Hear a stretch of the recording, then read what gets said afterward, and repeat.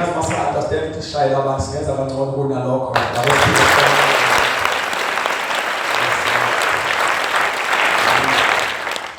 Right, Church of God, angiqala ukuthi ngihloniphe kakhulu umama wethu umama Sokhela egameni lenkosi uJesu. Amen. I'm so blessed mama. Yazi ukuthi ngisazokhuluma noma uzoba nokukhuluma. But we thank God kakhulu nawe siyabonga egameni lenkosi uJesu. Amen. Sizoxoxa kahle masesikhuluma naye ukuthi azenze mistake kodwa I don't think the mistake yenza phakathi. Ukuthi nafika show basokhela ikhulu basalwana. Man siyabonga uNkulunkulu kakhulu happy egameni lenkosi uJesu sifike sibonane. Amen. Sihlabela mfowethu umsezana lapha eceleni ukuthi nayi mamsokhela ngemasi sahlangana eshowe ukuthi nathula uNkulunkulu ekhaya ithi lenkani by the grace of God nangikhona na siyathanda leza inkosi ezinamandla. Amen. So we thank God kakhulu.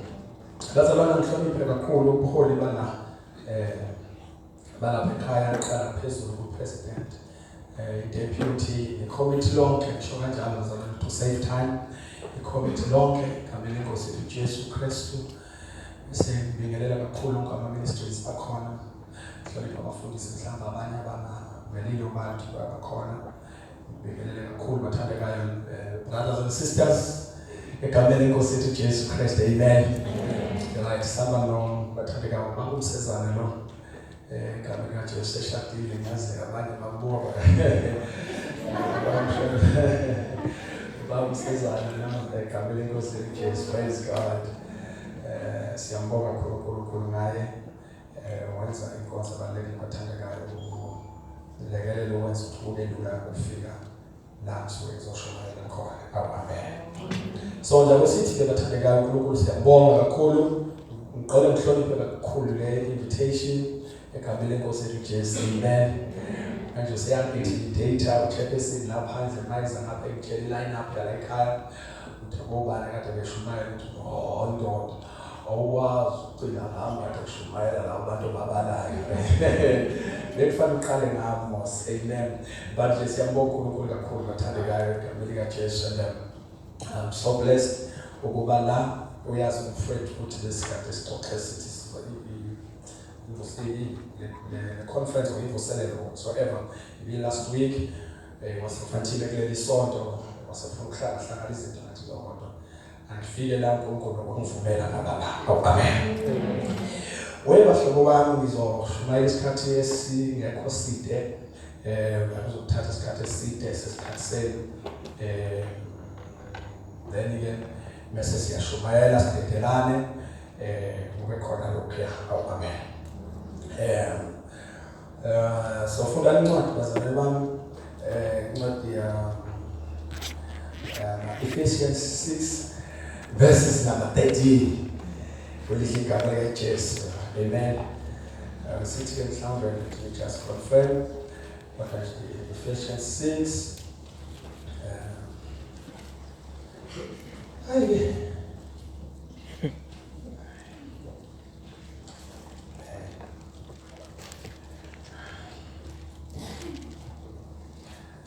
Okay, ngicela sisebenzise isikhathi mhlawumbe simiyekele verse number 13 sivele sifundele verse number 17 enayena.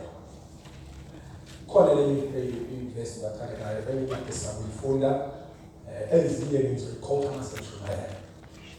Ngikhuluma tuthathe jumayela. Amen. Praise God. Hallelujah. Buka ngathi ngithungile kodwa bazalwane ngazi ukuthuswa mina ukuthuswa and I fear not. Amen.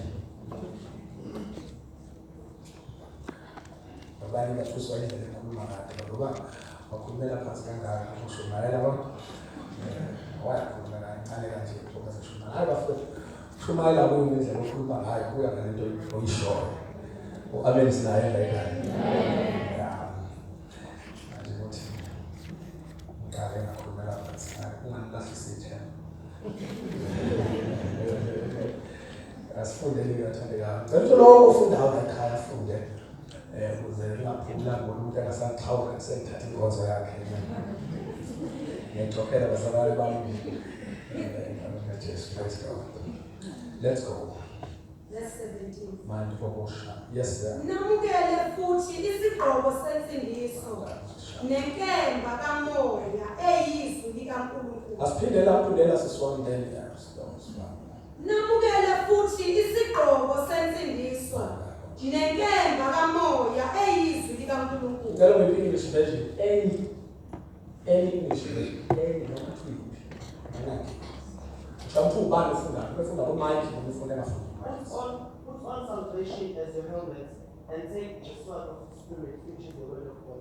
Okay, bazalwane, masimala mhlawumbe. Lapho izwi uNkulunkulu wami liphilile. We give you all the glory and honor in Jesus' name. Amen. Big brother. Mangishumayela ama-strings ngiyawathanda ola ahamba laphansi kancane. Amen. Ekhaya lephansi. Uyazi-ke nawo, nakwenzeka ngithi nawe angazi nje uzobona ukuthi ukukhuza uma ungezikhona lapho emishweni. Okay, bantwana bami asihambeni kanje nazo. Mhlawumbe into yethu siyinikeze i-background enhle nenamandla. La uhlanganisa izinto ezimbili engicabanga ukuthi zibalulekile futhi sithina sonke siyaqonda nazo. Number one, lithi iBhayibheli namukele futhi isigqoko sensindiso. La kukhulunywa ngey'khali zamaKristu. Angithi bazalwane. Sethi iBhayibheli namukele isigqoko sensindiso. Le nto futhi ibiza ngehelmet. Okay. Lithi namukele isigqoko sensindiso. Yenza isiqiniseko sokuthi lapha emakhanda enu nifake lesi sigqoko sensindiso. Amen. Sethi iBhayibheli ke namukele futhi nenkemba kamoya eyizwi likaNkulunkulu.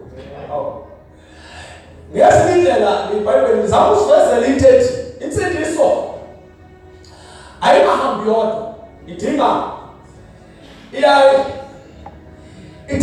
partner ehlanganiswe ndawonye nayo la ebizwa ngokuthiwa inkemba kamoya.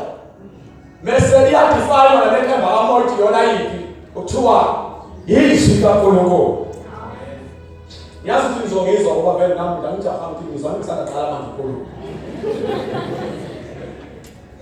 Insindiso ephumelelayo, insindiso eyaphambili, insindiso enamandla, insindiso enqobayo, insindiso engapheliyo. Insindiso ihamba ndawonye nenkemba kamoya eyizwi. Okay, kulungile athi uphinde futhi. Insindiso engapheli, insindiso enganqotshwa, insindiso ongeke uze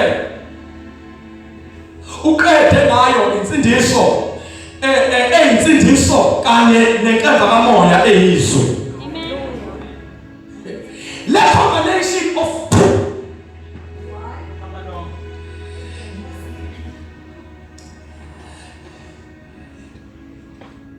Let two, number one, before I was not calling now. Let two. Iyona eapprove amazulu. Let two. Iyona eyenza uNkulunkulu abe uNkulunkulu. Let two. Iyona eyenza ukuthi uNkulunkulu avele uNkulunkulu oNkulunkulu. Mase uthi let two. Iyona edala disaster in the kingdom of darkness. Insindiso ekhatha ndawonye nezwi.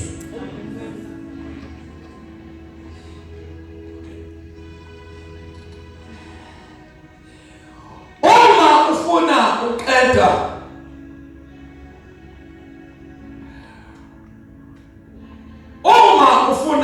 ukubulala ufish ukhiphe emanzini. Ungawushaya into. Ukhiphe emanzini. Simple ubeke ngaphandle kwamanzi. Mawufuna ukubulala isihlahla sikhiphe emhlabathini. Usibeke ngaphandle komhlabathi. Mawusibeka ngaphandle komhlabathi, isihlahla siyafa. Sibulawa ukuthi asekhe emhlabathini. Lokho kusho ukuthi umhlabathi ubuyimpilo. Ubuyimpilo esihlahlweni. Uma ukhipha ufish emanzini umbeka ngaphandle, uma ulinda 10-15 minutes, after 20 minutes uzobe usawufika.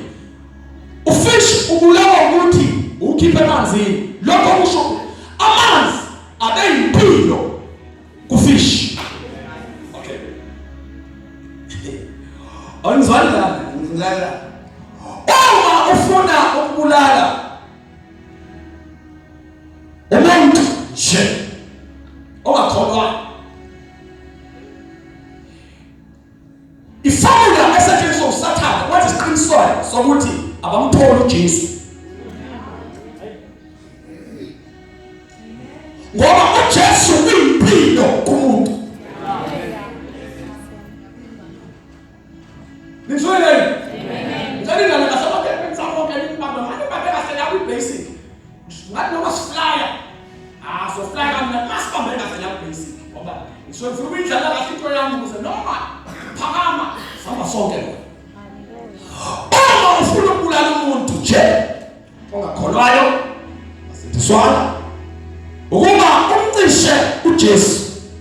Ngoba uJesu uyimpilo kumuntu. Amen. Akuthothele bani? Nakuwe nakini bakubazalwa sami. Kodwa uma ufuna ukulimaza nokubulala umzalwane onoJesu, menze abe noJesu mase umshifta ezweni.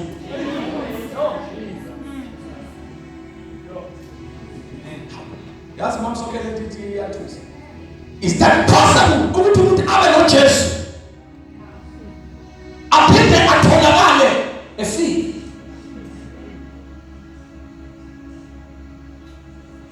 Basindiswa uma kungenayo ikhampani yezwi, kuba insindiso efile, ngoba izwi brings life to salvation. Obakhuluma nabantu abakholwana. Amen. Okay. All right. Adana baba bafanele ngincane. Assess spirit. Nabazalwa abahle abawu2 abakholwayo abafuna ukuqala emhlabeni. 1 Adam, 2 Eve. Abazalwane bane fellowship noNkulunkulu. iBhayibheli lithi uNkulunkulu ubafika njalo ethamba kwenu kwelanga afika aqoxe nabindaba babeyixoxa esingangeni kuzona. uNkulunkulu abuyele endaweni yakhe yokuhlala, abuye njalo ntambama abuye ezoxoxa nabo. I-communication and relationship was right. But uSathane ufuna disturb that relationship. Into awayenza wafike wachotha izwi.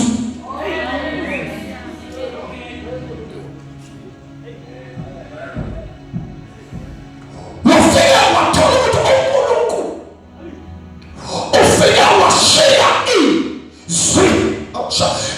Izwi elashaya uNkulunkulu lona elathanda ibond phakathi kuAdam noEva noNkulunkulu. uSathane wayeka uEva, wayeka uAdam, wayeka uNkulunkulu, wa-athetha izwi. Ushilo ngempela yini uNkulunkulu ningazinana. Unaba wathi yes ushilo wokuthakasila siya kufana kufa what no ayikho into ukufa nokufa uyazi ukuthi manje idlala iyafaka iphathwane naye. In other words, yeqali izwi. IBhayibheli lithi ke uAdam, I need to say uEva whatever izwi noAdam whatever izwi avama uNkulunkulu waflathe.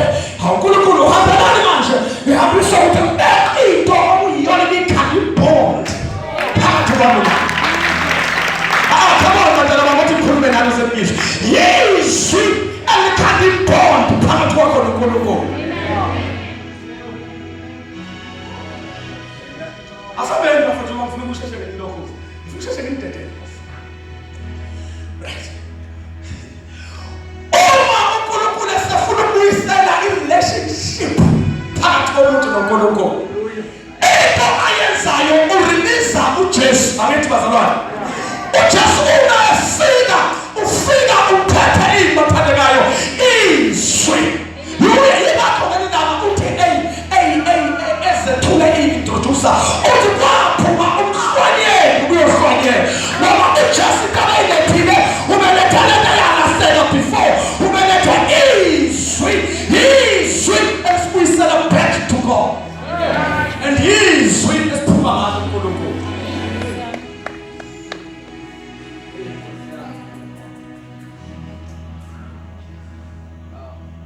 Ngoba nizongizwa ukuthi ngiqhubeke ngoba namanje ngiyangizwa ukuthi ngiyangizwa yini? Amen. Mana ukhuluma ngani lo baba? Yes. Ukhuluma ngani? Yes. Come on, ukhuluma ngani? Yes. Izwi ilona abantwana bami eliphethe. Okay. Izwi liseed. Liseed. Izwi ilona eliphethe DNA. kaNkulunkulu.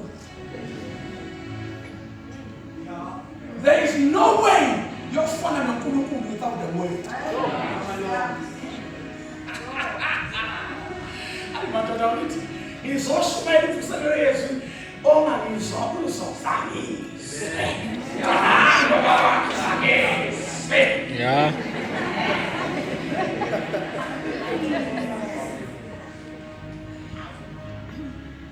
Wabona izwi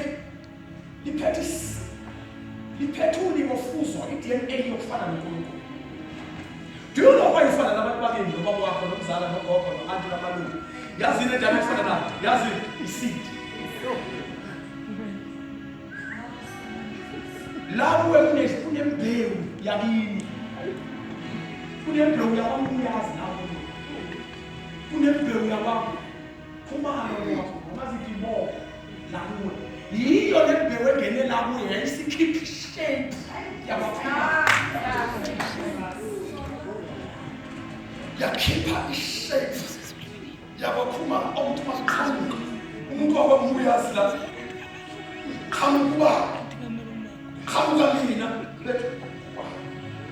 yazi laki kuneseed. Kama yiyo le eproducer image. Do you know? Manifuna ukulahla image yabamuyazi angidingi into eningi. Ngidinga ukuphuma iseed yakhona. Emva kwalokho ilahle image yakhona. Nizwe? Usathane uma attack aka-attack into eningi. U-attacka izwi. Ngitshela ukuthi ngilalele niyangizwa? Ngisangizwa what? U-attacka ini bathandekani? Izwi. U-attacka ini? Izwi. Izwi. Oh, ingamaphosila. Izwi bantwana bami. uNkulunkulu asebenza ngalo. Asambe ngisiyela kuleli verse.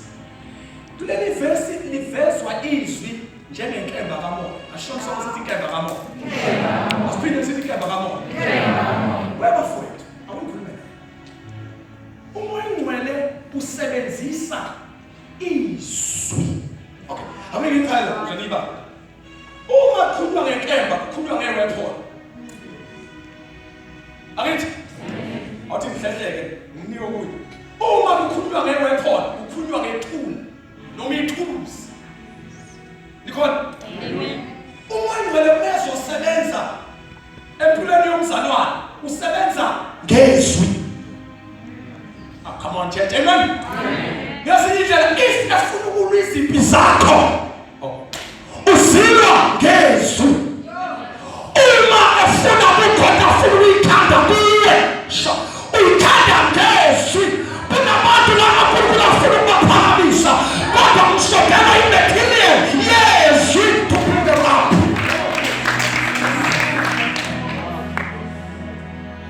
Okay, bantwana bami bafowethu ngizongizwa kancane ngathi thina ngishumayisa yona.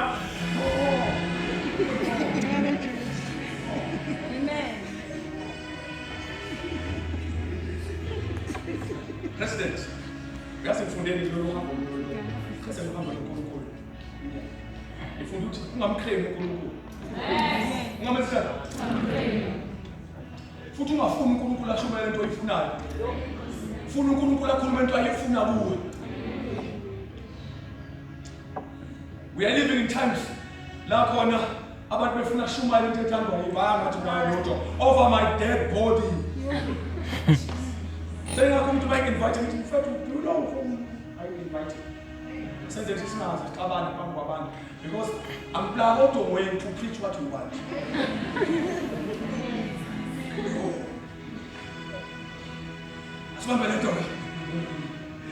Asibambe lethe bakani bami.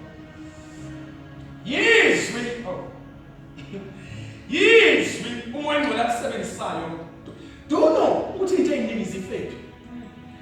Zife ngoba abantu ba-ignore izwi. Umoya engcwele is waiting for the word. And the word of God is waiting for the Holy Spirit to respond. Oh, come on. Auto Genesis chapter number 1. Uthi uNkulunkulu akube khona ukukhanya.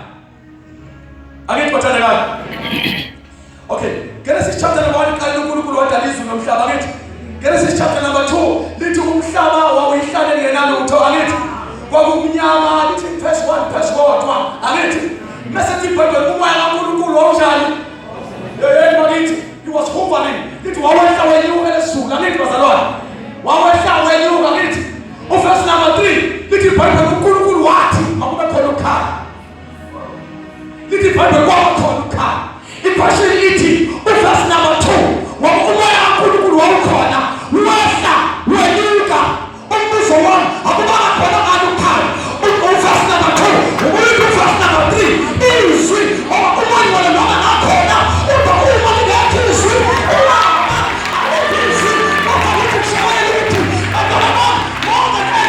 you need the word. More than money. More than silver and gold. Shamaya. You need the word.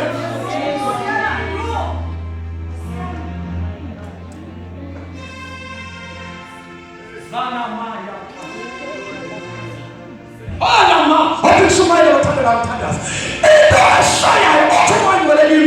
This generation,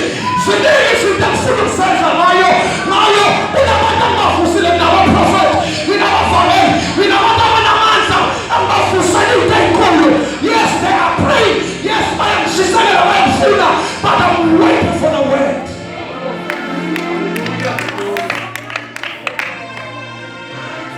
What a thing about uNkulunkulu akenzi lutho ngaphandle kwethu.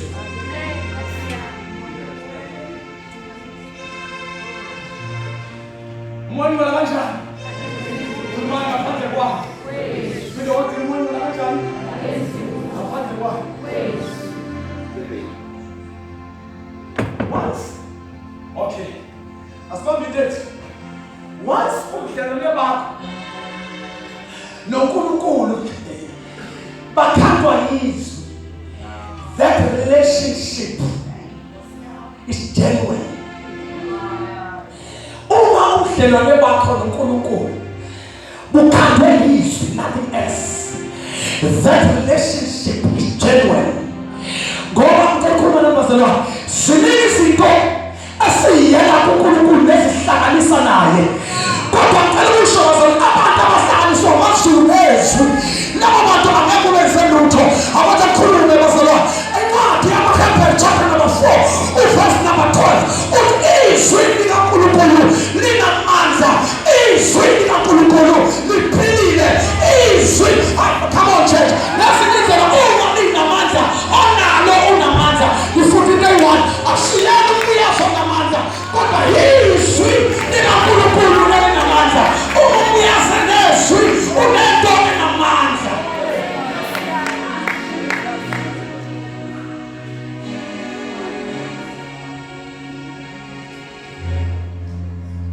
Ashamsa ke kade nasithi vuselelo Yesu. Khuluma sithi vuselelo Yesu. Sifuna, we want to bring back that thing.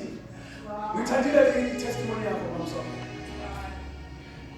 You take these kids back. Into aqale ngayo ngithandile enibusele emuva.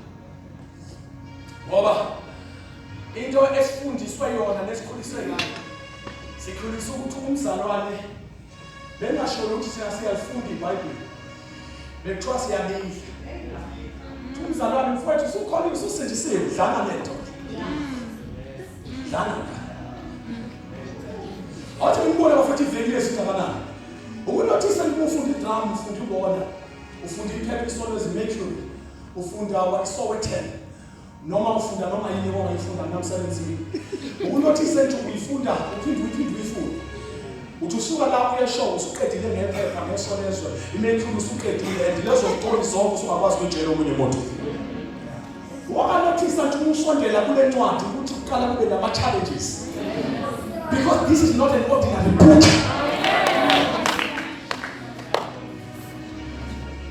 Kulula ufunda, kulula ufunda, kulula ufunda, but it's hard when it's come to the word. Wabalalela tukhulume nalo. Uqala uyayifunda but it changes you not.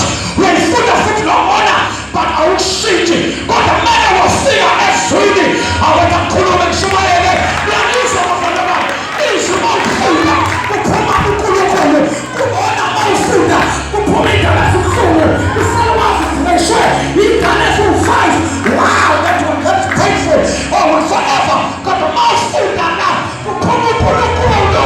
Ahlangane nawe. This is the only book that gives you the mind of God. As students sitting to say yes. Why not the moment? Mama. Wabuza umuntu uNkulunkulu. Bakiyaba nakusezwe. uNkulunkulu usezwe. Wenza ukuthi baza. Mina ngibonekisi. Oba ompresent amisi. uNkulunkulu usezwe. Oba uJesu usezwe. Kodwa ngeke ushiye statement namhlanje. Uphi uJesu usezwe lakhe?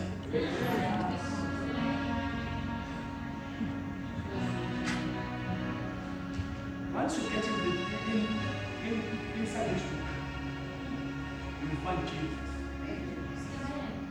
Just we hide. Hallelujah. Looking for Jesus. Hallelujah.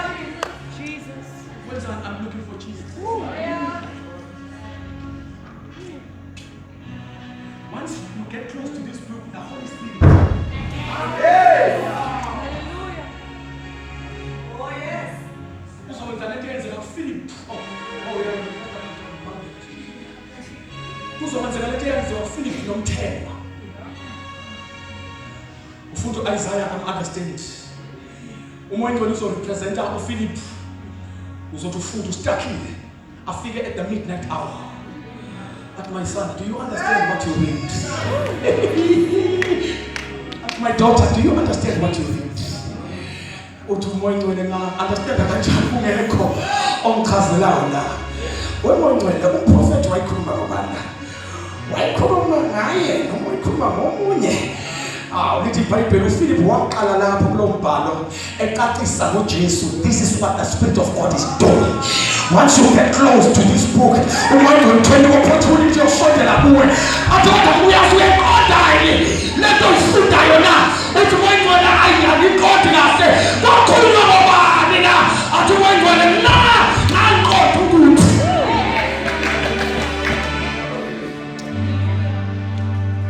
Ngiyamsaba umzalwane. Ngoba usengezwa. Ngiyamsaba umzalwane. Othandaza njalo. Ongafundi.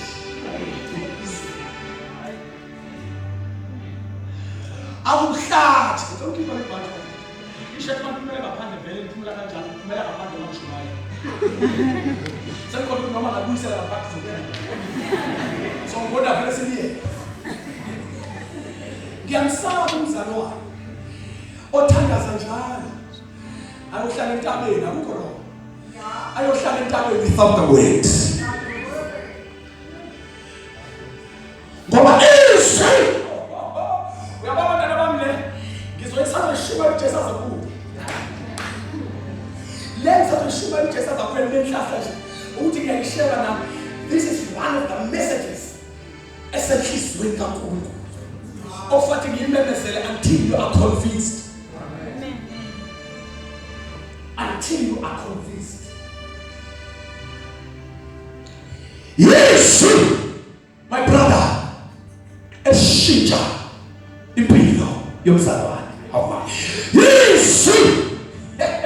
Lithi iBhayibheli la esencwadi yamaHebheru ngasifunde khona. Lithi sisulu lithi lihlaba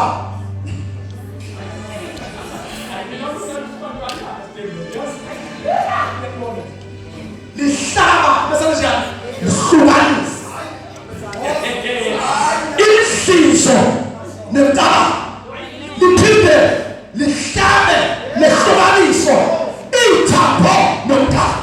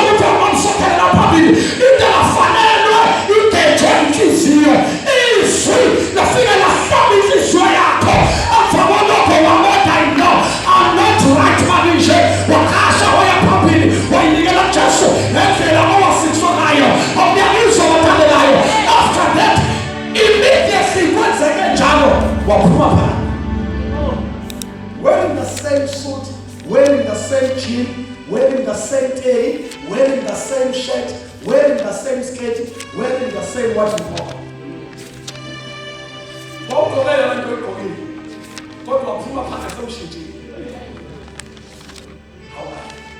When was the God? Why am I in here? Oh, Jesus. When our Hamama here, what village was the one who was a job? Was the one not quiet? When also educated by people. Oh, I didn't want to much other fun. I died with your I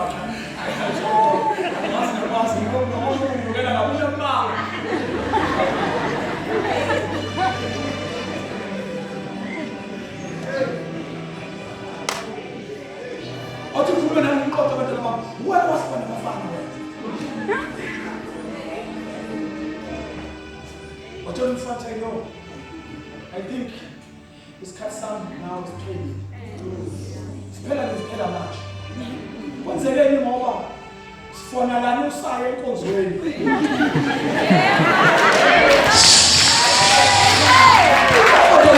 People, Papa, I'm calling again. Makuma Yesu. When was that? What's up, hurting. They're not happened to you.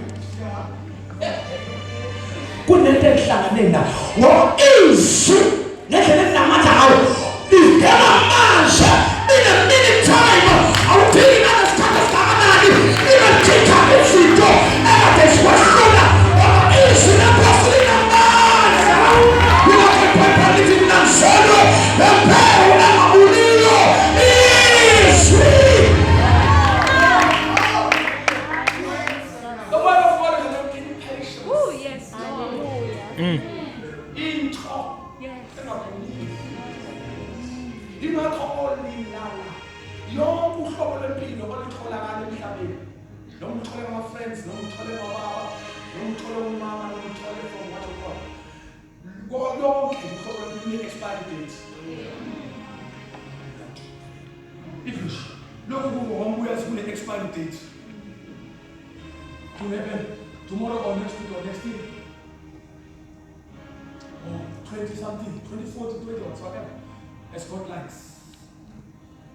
I-expiry date yokubuya zina ngoba once nifa idili yami nabantu bakambuya ziyaphela ngoba yonke into ekhona ezwele umuntu esihlangane ezelo wangane ezelo whatsoever ine-expiry date ngoba isidi yakhona iyabula but osana yizwi imphawu engabubi yinakho yithi imphawu emhlabeni asinombuso engenakuphela thina noma sifa siyaphila ngoba si-unperishable asifa sikhona kwasebephakade asibona amandla wasinakala imphawu ethu kodwa imphawu eselwe nayo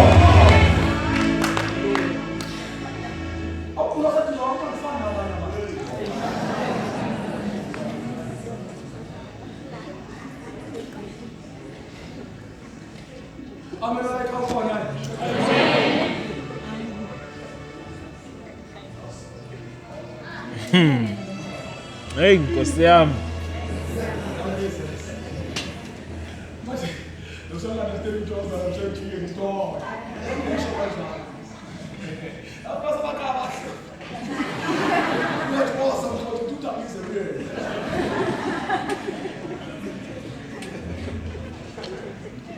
Come on, church, amen, it's not like that.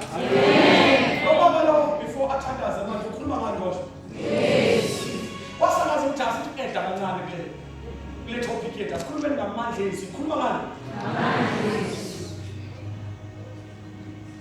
We go smooth to this. We go smooth to operations. Abafana labazala ubaba lo Isaac. Omunye Isawu kabala ke. Omunye Jacob kabala ke. Isawu walo wathola ukusisi Jacob. Wahamba nani Jacob? Oh no, what's in the but this is for the soul. Wahamba nani mhlali balekela ufowabo kawo. Abahamba na? Come on, church. Abahamba nani? Come on, right. Abahamba nani bathandeka? Mayibalekela nje ufowabo Isawu. Wabaleka yedwa engenanex. Kodwa selikhuluma ngani? Umebaleka wabaleka nezwi. Elisibusisela khona wabaleka. Izwi wabaleka nayo wayakalabana. Endaweni edry engenanex. U-Isawu akhononzwa. U-Isawu wasala nenkomo ngapha kwakhe. Wasala nemfuyo ngapha kwakhe. Wasala nefurniture yamubo. Wasala namathende kayise. I-question yami Isawu umhubelana umuntu ongaphethe lutho. Uthi Isawu yeye amuthi. Lo muntu lento abaleka nayo ineveni kunala kushiya ngayo. Mina sibona inkomo yababa nayiphuzi yababa kanti iyahlupha lento yokuba nalezi zinto izwi lingekho ngoba manje siqala kuba nemana sana sisuka from 10 8 9 8 7 6 5 4 3 1 0 but listen to me umuntu onezwi noma ehamba empty uqala from 0 izwi limele 1 ikuthi unamandla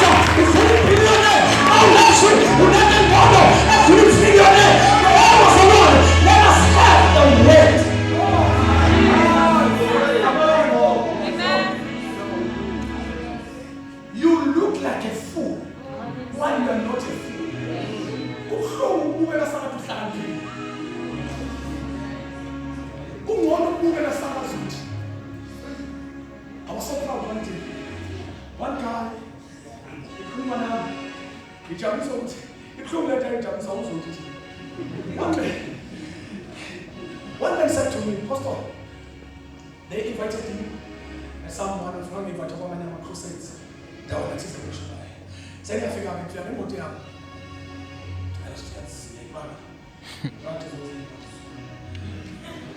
You are one of those that want to speak. It doesn't show my. Somebody else. So you hear what you do, you have to go to the let's see up to you. So I'm not going to sit down. And so I'm a fit up to them. Thank you. They're very happy. This way, I must decide to do the show.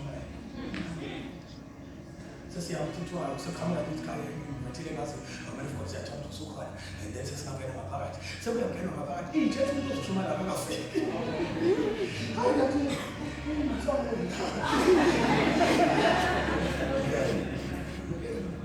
suppose I'm not doing this.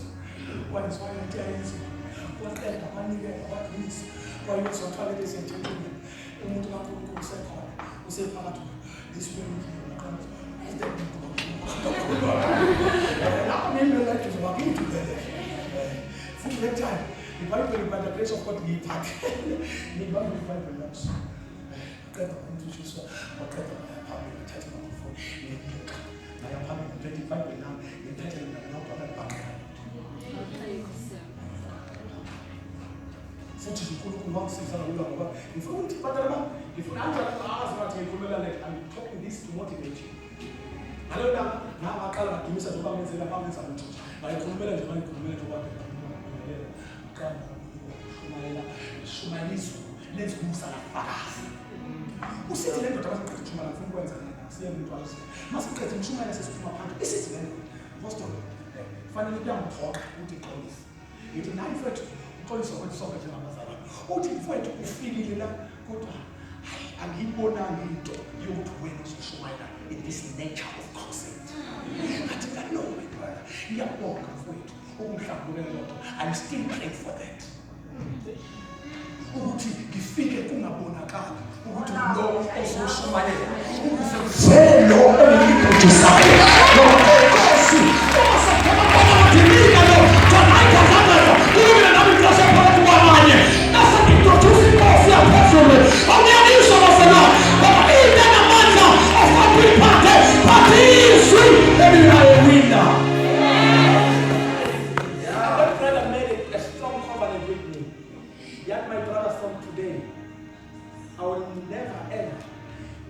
anything. It's either a crusade or what you call a conference in my church without you. But you know, as long as you know what's on the main cooking thing, it's our faith. You know, parties. I showed you my parties. See, can you guys cut my head? Someone else will kick and go to see one man of God. One man of God. What you can call us? You must see what you is the man of God. Carry the power of the word of God. Carry the power of